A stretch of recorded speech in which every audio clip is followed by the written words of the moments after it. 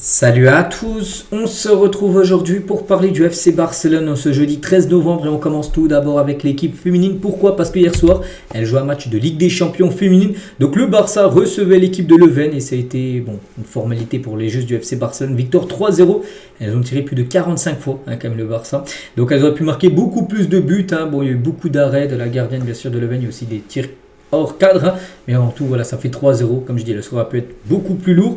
Bon bref, ça reste une victoire bien sûr pour le Barça qui est actuellement en tête bien sûr de cette poule unique de 18 équipes de Ligue des Champions. Les 12 premières seront qualifiées avec les 4 premières qui éviteront de passer par les barrages et le Barça actuellement 9 points à prendre, 9 sur 9. Donc il y a 3 équipes 9 sur 9, donc il y a le Barça, Lyon et Manchester United. Plus 13 déjà en différence de but pour les Jeux du FC Barcelone. Donc c'est festival tout simplement depuis ce début de saison. Donc félicitations à elle. On continue, on va parler cette fois-ci des unes. Donc tout d'abord sport les gars, et ça parle de Laporta réagit. On va revenir sur quelques déclarations de Juan Laporta qu'il a pu faire, c'est exactement hier. Donc tout d'abord, Léo Messi pourrait-il revenir à Barcelone pour un prêt de 6 mois? Donc Juan Laporta l'a dit, par respect pour Messi, nos joueurs et nos membres, ce n'est pas le moment de spéculer avec des scénarios irréalistes. Voilà, pour lui c'est pas possible. On sait que Messi, là, ces derniers jours, on en a parlé tout au long de la semaine, on en reparlera encore là, peut-être dans les prochains jours. Il est venu visiter le Camp Nou. Et journaliste lui a dit, avec ce retour là de Messi au Camp Nou, est-ce que le Barça pourrait lui proposer un petit contrat de 6 mois avant la Coupe du Monde? Il a dit non, on ne peut pas spéculer sur ça, c'est des choses pour l'instant irréalisables. C'est pas possible. Il a un contrat du côté de Miami et c'est pas possible. Toujours avec Laporta, donc j'étais content de revoir Messi au Camp Nou, mais non, nous ne savions pas qu'il venait. Comme j'ai dit, Messi est venu incognito. Il n'a pas annoncé au Barça pour dire tiens, du coup je vais venir visiter le stade. Non, il a dit à personne. Il l'annonce à Laporta. Nous l'aimons, c'est sa maison, il la connaît. Je pense qu'il mérite le meilleur adieu, bien sûr, de l'histoire. Malgré la façon dont tout s'est passé avec le départ de Léo Messi, je n'ai aucun regret. Le Barça est au-dessus de tout le monde. Ce n'est pas parce que nous voulions tous, mais ce n'était pas possible à ce moment-là parce qu'en 2021, quand Messi avait quitté le club, le Barça en gros ne pouvait pas le garder. Messi c'était un trop gros salaire, le Barça était en situation très critique à niveau financier. Donc c'était dans le rouge total. Donc là le Barça a toujours des problèmes financiers. On va dire c'est passé comme du rouge au orange. Ça a beaucoup mieux comme les finances depuis 4 ans. Mais en 2021 c'était très critique. En plus, il y avait le Covid, tout ça. Donc, c'est pour ça qu'en gros, le Barça n'a pas pu le prolonger. Et du coup, voilà. Il dit qu'il n'y a aucun regret de ne pas l'avoir prolongé parce que le Barça ne pouvait pas. Il serait mis encore plus dans le rouge s'ils auraient conservé, bien sûr, Léo Messi. Toujours avec Juan Laporta. Donc, nous jouerons au Camp Nou dès que possible. Le stade est prêt à jouer avec une capacité de 27 000 places. Voilà, donc c'est pour très bientôt. Toujours avec Laporta, donc les travaux du Camp Nou avancent à un très bon rythme. S'il n'y a pas de surprise, les 3e niveaux seront opérationnels au début de la saison prochaine. Le 3e étage, parce que pour l'instant il y a le 1er et le 2e niveau. Qui peut accueillir des supporters. Le 3e niveau, ça sera début de saison 2026-2027.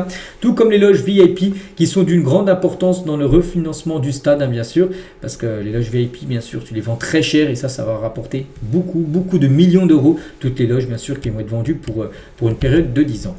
Toujours avec Juan Laporta, il a parlé d'Hansi Flick, a eu des frissons lorsqu'il est entré dans le nouveau Camp Nou. Les joueurs paniquaient aussi de revenir dans ce mythique stade, même s'il n'y avait pas beaucoup de supporters, enfin, il y a quand même 23 000 supporters. C'était pour l'entraînement, souvenez-vous, vendredi dernier. Il y a eu des frissons tout simplement de Hansi Flick, les gars, de venir dans ce mythique Camp Nou. Hansi Flick est calme, motivé et enthousiaste. Il a un contrat et nous pouvons certainement nous mettre d'accord sur un autre. Il vit intensément le club. Nous sommes ravis de lui.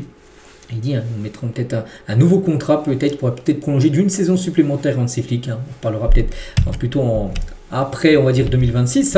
Toujours avec Laporta, il a parlé de Lamine Yamal. Souffre de pubalgie mais continue de jouer, montrant son engagement et son amour pour le Barça. C'est un génie qui n'a pas encore atteint son plein potentiel parce que oui, Lamine Yamal a une pubalgie, on le sait. Mais avec une pubalgie, tu peux quand même jouer. Mais bon, t'es pas 100%, tu as une pointe au niveau de l'aine, ça te gêne un petit peu, mais tu peux jouer. Et il le dit.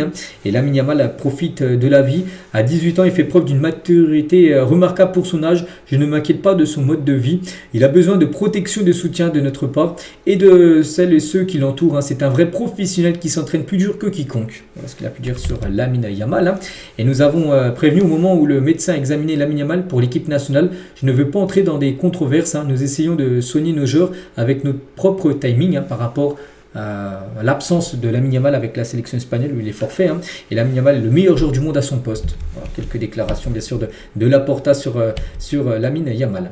Et toujours avec Laporta, les retrouvailles avec Florentino Pérez ont été respectueuses et cordiales, mais les relations ne sont pas bonnes parce qu'ils ont participé à l'affaire Negreira, cette affaire qui a entaché comme le Barça sur de nombreuses années, en présentant des revendications non pertinentes et non concluantes, que le Real Madrid avait dit que en gros le Barça avait été favorisé par rapport à l'arbitrage grâce à l'affaire Negreira. Donc ça, pour Laporta, ça passe toujours pas. C'est pour ça que les relations sont toujours, on va dire, un peu délicates, bien sûr, avec Florentino Pérez, le président du Real Madrid.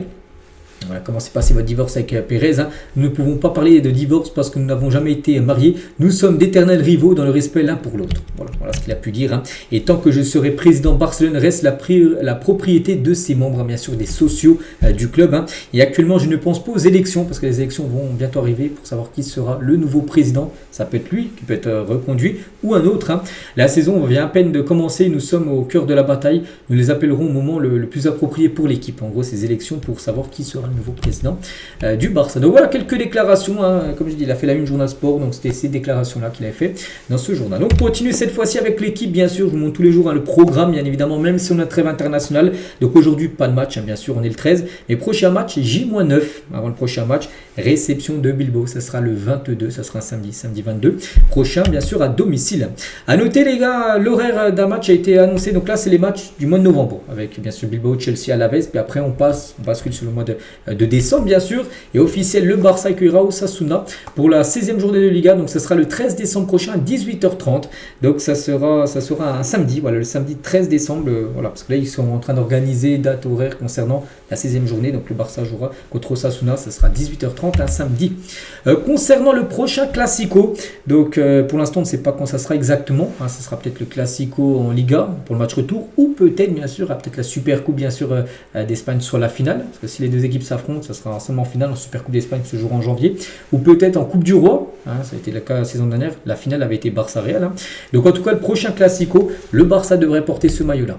Voilà, il aurait toujours le Barça des maillots un petit peu, on va dire, modifiés lors des Classicos, ça devrait être ce maillot-là pour le prochain Classico. On va parler d'une grosse info, ça concerne Harry Kane. On parle de ce joueur qui joue au Bayern, mais en tout cas, le Barça fait de Harry Kane sa priorité pour succéder à Robert Lewandowski. L'Anglais a une clause d'environ 60 millions d'euros pour quitter le Bayern l'été prochain, parce que quand il est arrivé au Bayern, en 2023 ou 2024, je ne sais plus quelle année il est arrivé exactement, il a mis à partir dans son contrat qu'à partir de l'été 2026, donc là dans quelques mois, il pourrait quitter potentiellement bien sûr le Bayern pour un montant, donc le montant serait de 66 millions d'euros. Et voilà, le Barça, s'il paye cette somme, il peut faire venir Harry Kane. Et le joueur en plus lui serait plutôt ok, hein. Harry Kane qui déménage à Barcelone est une réelle possibilité. Le message d'une source est le suivant: Harry Kane veut vraiment rejoindre le Barça, mais il doit accepter une réduction de salaire aussi pour y arriver, parce qu'il touche un gros salaire. C'est ça qu'il devra faire des efforts financiers, un peu comme Lewandowski. Quand Lewandowski a quitté le Bayern pour arriver au Barça, voilà, le Barça l'a fait venir, mais il a demandé... Barça lui avait dit de faire un effort financier. Il a touché moins d'argent que ce qu'il touche au Bayern. Donc Harry Kane, s'il veut venir du côté du Barça, on a l'impression qu'il serait plutôt tenté de faire, hein, et il devrait aussi descendre son salaire que ce qu'il touche actuellement du côté du Bayern. Imaginez les gars, Harry Kane, ça peut être pas mal, hein, bien sûr. Donc attaquant, bien sûr, un joueur parfait pour remplacer, bien sûr, Robert Lewandowski. Après, ça, c'est pas un joueur ultra rapide, on sait, Harry Kane, mais c'est un joueur dans la surface. S'il a une frappe, tout ça, c'est à chaque fois cadré et souvent ça finit au fond des filets. C'est un tueur, hein, bien sûr, devant les buts. Donc c'est une possibilité. Il y a d'autres joueurs, on a déjà vu Eta, Young, Julian Alvarez. Alvarez, après, ça sera beaucoup plus cher, hein. Donc lui, si c'est 66 millions d'euros, Alvarez, les gars, c'est le double, hein. Je pense que c'est au moins plus de 130 facile, hein. L'Atlético, ils ne lâcheront jamais Alvarez pour 66 millions d'euros. Donc il faut voir avec, bien sûr, ce que a le Barça, niveau financier, c'est quoi la meilleure option. Et Harry Kane peut en faire partie. Je ne sais pas ce que vous en pensez. Tiens, n'hésitez pas à mettre en commentaire pour vous. Est-ce que vous serez plutôt pour ou contre, bien sûr, une arrivée d'Harry Kane. Et concernant Lewandowski, lui qui du coup devrait partir, ça on le sait, hein, Lewandowski ne devrait pas être prolongé. De nombreux clubs s'intéressent à Robert Lewandowski, dont le contrat expire l'été prochain, le 30 juin 2026, fin de contrat. Il ne devrait pas prolonger, hein, bien sûr, hein. C'est pour ça qu'on parle beaucoup d'Harry Kane, hein. Donc il serait difficile pour Barcelone de laisser partir Robert Lewandowski en janvier, hein, parce que c'est vrai qu'il peut partir avant la fin de son contrat, comme ça le Barça pour récupérer un peu d'argent.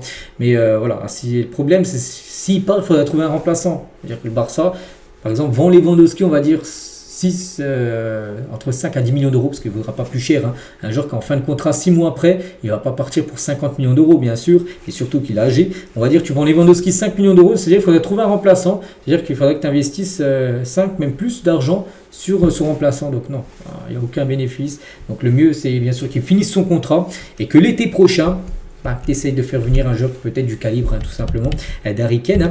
Et concernant Lewandowski, on apprend que le Fenerbahçe pourrait offrir à Lewandowski un contrat de 18 mois à partir de janvier. Ils aimeraient l'avoir dès janvier. Comme je dis, le Barça souhaiterait au moins l'avoir jusqu'à la fin de son contrat. Donc le Fenerbahçe veut le signer en janvier. Sinon, il y a l'AC Milan qui aimerait le signer l'été prochain, l'AC Milan, donc gratuitement. Donc Zlatan, qui travaille du côté de l'AC Milan, et ancien joueur du Barça, fait pression pour que l'AC Milan signe Lewandowski avant la saison prochaine. Lewandowski est également prêt à les rejoindre, car il continuera à jouer au niveau de la Ligue des Champions, au plus haut niveau, bien sûr. Voilà. Donc c'est pour ça qu'on va suivre ce dossier, bien sûr, de très près. Donc voilà ce qu'il y a à dire aujourd'hui. J'espère que ça vous a plu. On se retrouve, nous, demain, bien sûr. Demain vendredi, pour le prochain numéro. À demain.